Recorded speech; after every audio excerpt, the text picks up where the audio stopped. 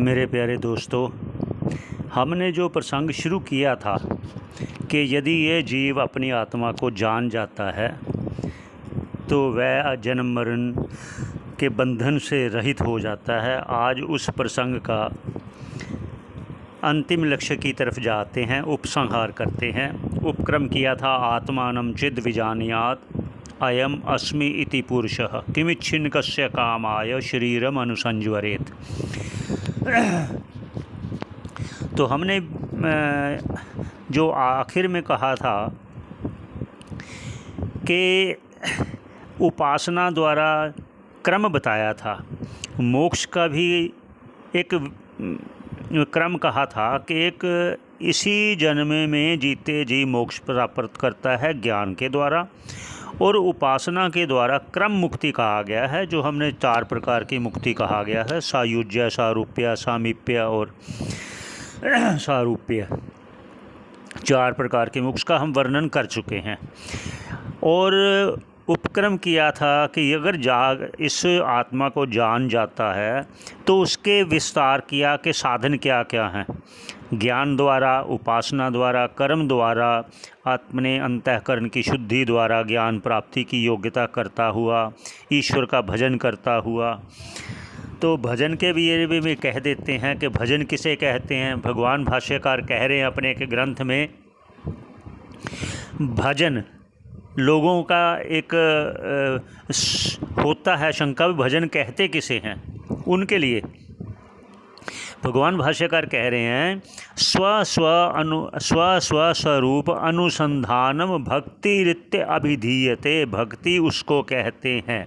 किसको कहते हैं? स्वस्वरूप अनुसंधान, अपनी आत्मा का अनुसंधान करना, खोज करना, श्रोतव्य सुनकर, द्रष्टव्यो अनुभव करके, मनंतव्य निधिध्यासितव्य, मनन करने पर, निधिध्यासन करने पर वो आखिर अपने स्वरूप का अनुभव कर पाता है।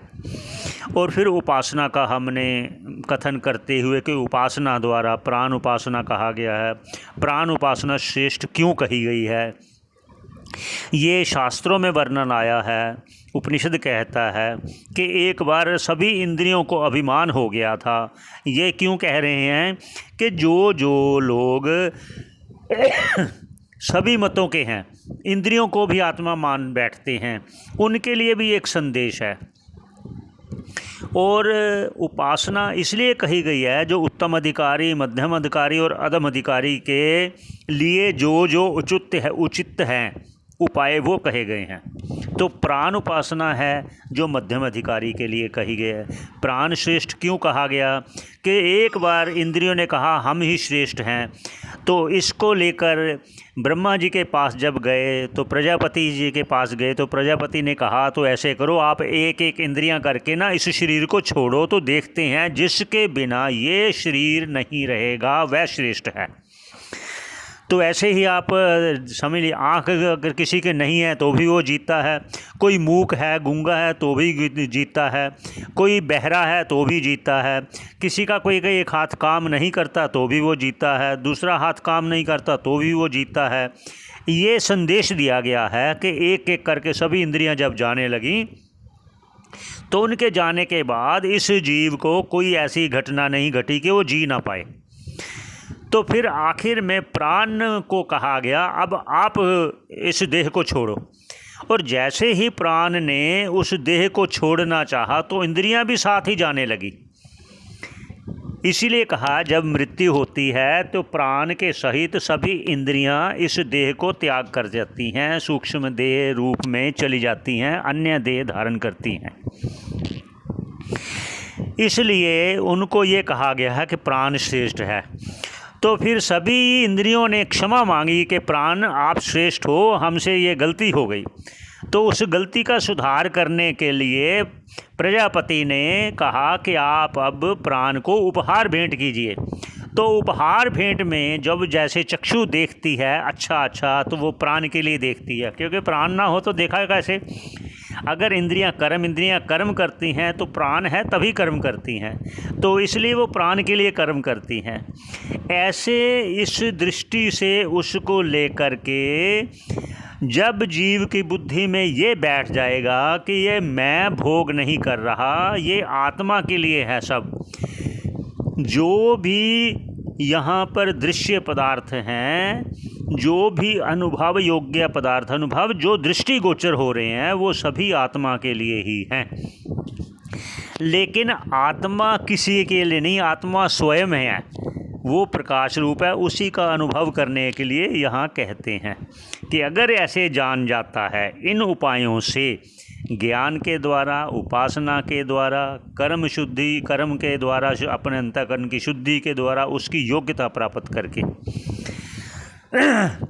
यदि जाग जाता है, अर्थात उसका अनुभव कर लेता है, जैसे कहा गया है अनादि माया सुप्तो जीव यदा प्रबुध्यते, जब वो अनादि माया अर्थात मैं मनुष्य हूँ, ये मेरा घर परिवार जैसे कह चुके हैं कि इन्हीं में वो संस्कारों के में लगा हुआ, आत्म तत्व की ओर ना देखता हुआ, ना जानता हुआ, ये संसार बंधन में फंसता है।